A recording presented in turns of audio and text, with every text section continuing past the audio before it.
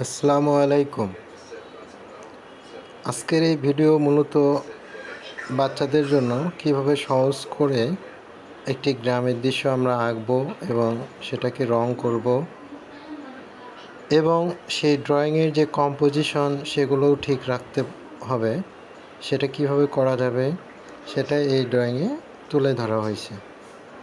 আশা রাখি আপনারা না টেনে পুরো ভিডিওটা দেখতে থাকেন, তাহলে অনেক কিছু বুঝতে পারবেন, শিখতে পারবেন।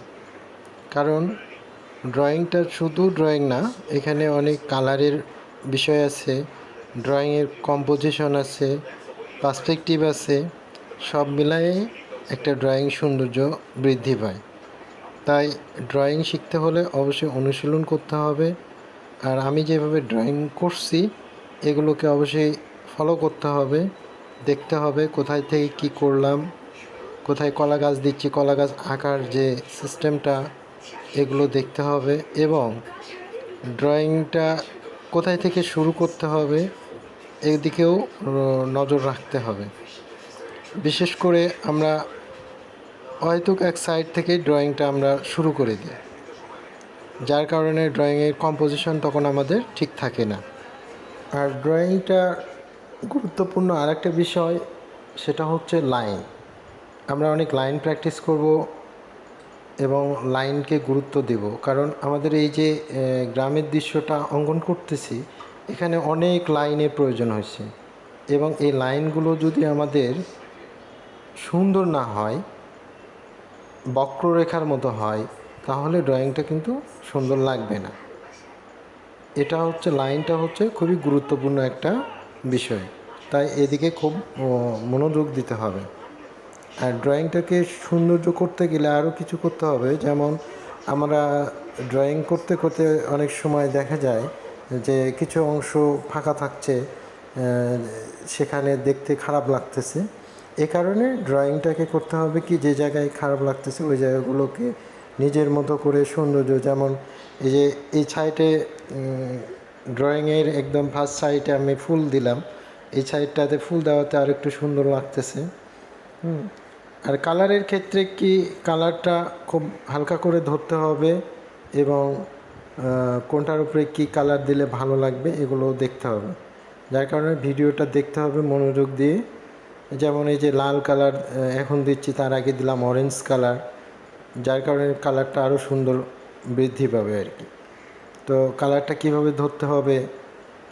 আর গুরুত্বপূর্ণ বিষয় হচ্ছে প্যাস্টেল কালারে যখন আমরা রং করব তখন অবশ্যই আমরা ড্রয়িংটা করার পরে উপরের অংশ থেকে আমি রং করে নিচের দিকে আসব। কেন এটা করব? কারণ আমরা যখন নিচে রং করব তারপরে যদি উপরে রং করতে যাই আমাদের হাত মেখে যাবে, ড্রয়িংটা নোংরা হয়ে যাবে, রঙের গ্লেজ থাকবে না, রংটা কালো হয়ে যাবে। এটা একটা গুরুত্বপূর্ণ বিষয়। আমরা অনেকেই করি কি, ড্রয়িং নিচে থেকে শুরু করি, কালার শুরু করি, যার কারণে ড্রয়িংয়ের যে কালার এটা সৌন্দর্য থাকে না।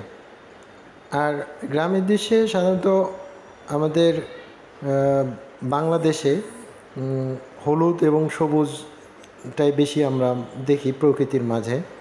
তো বাচ্চাদের ড্রয়িংয়ের ক্ষেত্রে আমরা হলুদ এবং সবুজটা খুব যত্ন সহকারে ব্যবহার করব। বিশেষ করে হলুদ রঙটা, সবুজ রঙ, আরও একটা রঙ আছে ডার্ক ব্লু, যেটা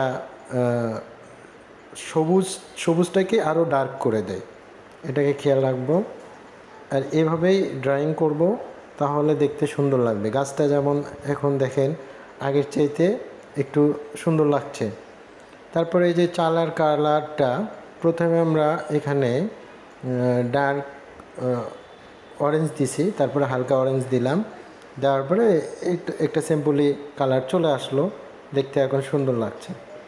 আর এই যে ঘরের ছায়াটা দিচ্ছি, এটা দেওয়ার পরে যে আমরা হোয়াইট যে প্যাস্টেল কালারটা আছে এই কালারটা দিয়ে একটু ঘষলে কিন্তু একটা সুন্দর একটা অ্যাশ কালার আসবে, দেখতে সুন্দর লাগবে।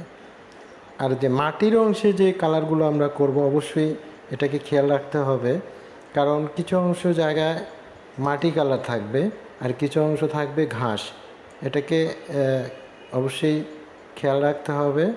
আর এভাবে আমরা করতে থাকলে ড্রয়িংটা অনেক সুন্দর হবে। আর এই সৌন্দর্যর জন্য আমাদেরকে ড্রয়িংগুলো মনোযোগ দিয়ে দেখতে হবে এবং কালারটা নির্বাচন করতে হবে, কোন কালারে কোনটা দিলে সুন্দর লাগবে, এটা খুবই গুরুত্বপূর্ণভাবে মনে রাখতে হবে।